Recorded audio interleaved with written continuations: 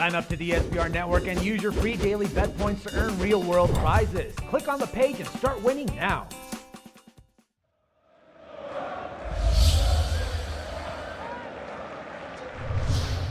The Bengals have improved their total wins each of the past 3 seasons and reached the playoffs in all 3, a first in team history.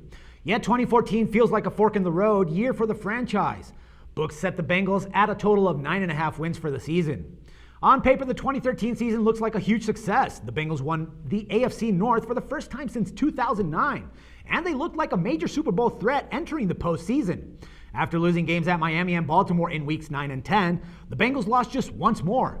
They were blowing out people left and right at home, where they finished 8-0. Yet the Bengals crashed and burned in the playoffs for the 3rd straight year.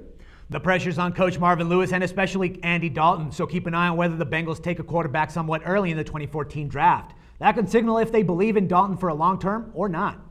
The Bengals have often been called a fairly cheap franchise, so they usually don't add big names free agents, and that was pretty much the case this winter. Really, their only 2 moves to note were adding safety Daniel Manning from Houston and quarterback Jason Campbell from Cleveland to back up Dalton. Cincinnati lost one of its biggest players in defensive end, Michael Johnson, as well as serviceable offensive tackle Anthony Collins. The coaching staff took a major hit as defensive coordinator Mike Zimmer was hired as head coach of the Minnesota Vikings, and offensive coordinator Jay Gruden right now is the top guy for Washington.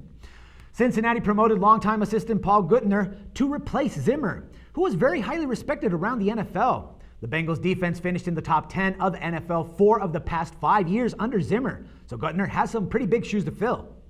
Cincinnati's schedule is ranked as the 10th easiest in the NFL with opponents' 2013 winning percentage of .469. The Bengals play 5 games against teams that made the postseason.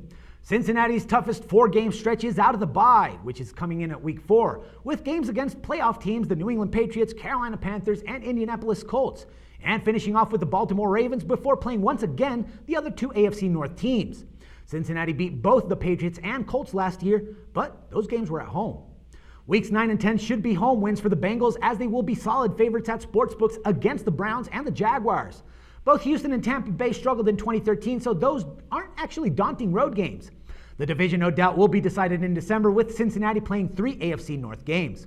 We believe that a good play here will be on the over 9.5 wins. The team has a very good defense, 2 good running backs, and a superstar receiver in AJ Green. So right now, it's all on Andy Dalton with a manageable schedule.